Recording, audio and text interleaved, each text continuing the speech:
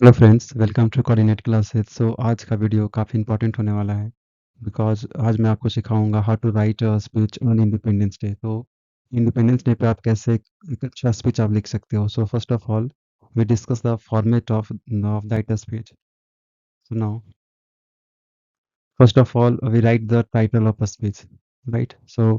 A speech on independence day, it is your title. And when you deliver a speech, so first of all on stage you should greet, आपको greet करना होता है। And आपको यहाँ आप greet कैसे कर सकते हो, तो अगर आप कॉलेज या स्कूल में आप स्पीच दे रहे हो on the occasion of independence day, तो आप स्टार्टिंग करोगे respected principal, honourable teachers, distinguished guest. Distinguished का मतलब भी होता है honourable, and my dear friends. और यहाँ पे जो ओपनिंग जो करना है, यहाँ पे जैसे ग्रीट करने के बाद जो ओपनिंग लाइन होना चाहिए स्पीच का, वो क्या करना है, विश द ऑडियंस। यहाँ पे ऑडियंस को आपको विश करना है।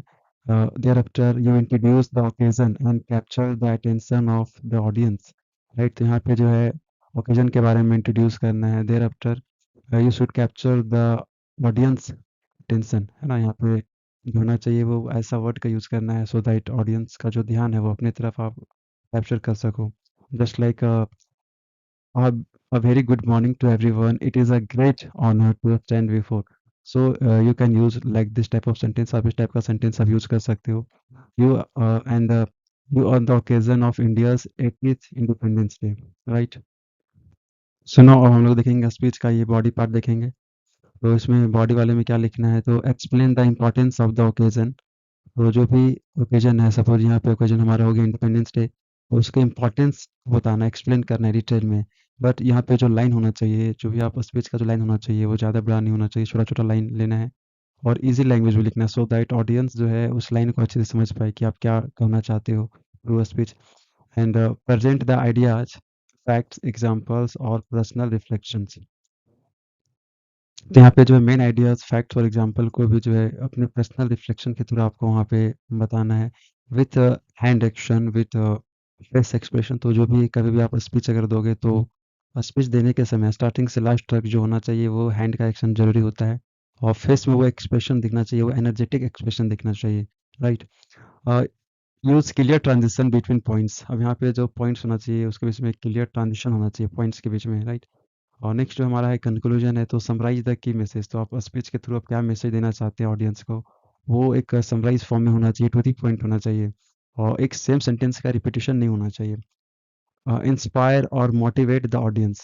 और उसके बाद क्या करना है, यहाँ पे जो है ऑडियंस को आपको इंस्पायर करना है, मोटिवेट करना है। एंड विद अ पेट्रियोटिक और मेमोरेबल स्टेटमेंट। सो यहाँ पे आप जो है कोई पेट्रियोटिक सॉन्ग ले सकते हो शॉर्ट, या कोई पेट्रियोटिक शायरी, या कोई मेमोरेबल स्टेटमेंट जिसके थ्रू जो है आप ऑडियंस को जो है जोश के साथ आप भर सको। और जो स्पीच का जो एंडिंग होना चाहिए वो पूरे जोशो खरोशों के साथ होना चाहिए। उसके बाद जो है जब स्पीच एंड हो जाएगा तो लास्ट में ऑडियंस को यहाँ पे थैंक यू बोलना है, विथ आपको जय हिंद जय भारत बोलना है, राइट? अब हम लोग now we discuss sample outline. हम लोग अब सैंपल आउटलाइन को देखेंगे। तो वही है, टाइटल में पहले आपको यहाँ टाइटल लिखना है। सपोज यहाँ पे हमारा इंडिपेंडेंस डे है, तो इंडिपेंडेंस डे स्पीच 2026 ये हमारा टाइटल हो गया। उसके बाद यहाँ पे ग्रीटिंग करना है। ग्रीटिंग यानी यहाँ पे अभिवादन करना है। Respected principal, honourable teachers, distinguished guest and my dear friends. उसके बाद यहाँ पे इंट्रोडक्शन देना, a very good morning to everyone. Today I feel honoured to speak on the occasion of India's 80th independence day. Next, यहाँ पे जो body of the speech में क्या होना चाहिए, the importance of independence day. कि independence day का क्या इंपॉर्टेंस, हम लोग क्यों सेलिब्रेट करते हैं। ये चीज़ जो है एकदम नीट एंड क्लीन लैंग्वेज में होना चाहिए सो दैट जो ऑडियंस है वो समझ सके। Sacrifice of freedom fighters. उसके बाद जो है फ्रीडम फाइटर्स जो अपने बलिदान दिए, सेक्रीफाइस दिए आज़ादी के लिए, उनके बारे में भी एक ब्रीफ लाइन में जो है आपको अच्छे से डिस्क्राइब करके बताना है। इंडियाज़ अचीवमेंट, इंडिया का क्या अचीवमेंट्स है at present time. Duties and responsibilities of citizen. एक आम आदमी का, एक आम नागरिक का क्या ड्यूटीज़ है अपने देश के प्रति, क्या रिस्पॉन्सिबिलिटीज़ है अपने देश के प्रति, ये चीज़ स्पीच में होना चाहिए। Role of students in nation building. एक स्टूडेंट जो है अपने नेशन को अच्छा बनाने के लिए, बिकॉज किसी भी कंट्री का जो यूथ होता है या जो स्टूडेंट होता है, और वो नेशन को बिल्डअप करने में सबसे ज़्यादा उनका कंट्रीब्यूशन होता है। तो यहाँ पे आपको लिखना है role of students in nation building. Next है कंक्लूजन में, आप यहाँ से स्टार्ट कर सकते हो। Let us work together to build a stronger, united and prosperous India. Because जब हम लोग पूरा इंडियंस सब एक साथ में काम करेंगे अपने देश के लिए, तो हमारा देश जो है रियली क्या होगा, आगे जाएगा, डेवलप होगा, हर एक सेक्टर में आगे होगा। और जैसा कि वी नो राइट, हम लोग जानते हैं कि जो इंडिया है वो डाइवर्सिटी वाला कंट्री है।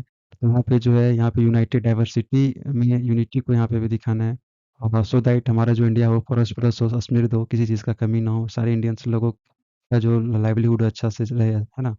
Patriotism should be reflected in our action every day, not just on independence day. तो पैट्रियोटिज्म जो होना चाहिए वो केवल इंडिपेंडेंस डे के दिन ही नहीं दिखना चाहिए, ये मैसेज आपको देना है। बिकॉज क्या होता है कि आपका इंडिपेंडेंस डे के बाद बहुत सारे जो फ्लैग हैं वो इधर उधर पड़े रहते हैं, तो ये चीज़ को भी ध्यान देना है, थ्रू स्पीच आपको ये चीज़ बताना ऑडियंस को कि क्या इंपॉर्टेंस है हमारा इंडिपेंडेंस डे का। और क्लोजिंग लाइन में जो यहाँ पे आपको बोलना है, थैंक यू, जय हिंद। राइट, और इस तरह से आप एक सुंदर सा स्पीच आप जो है बोल सकते हो अपने स्कूल कॉलेज यूनिवर्सिटीज़ में।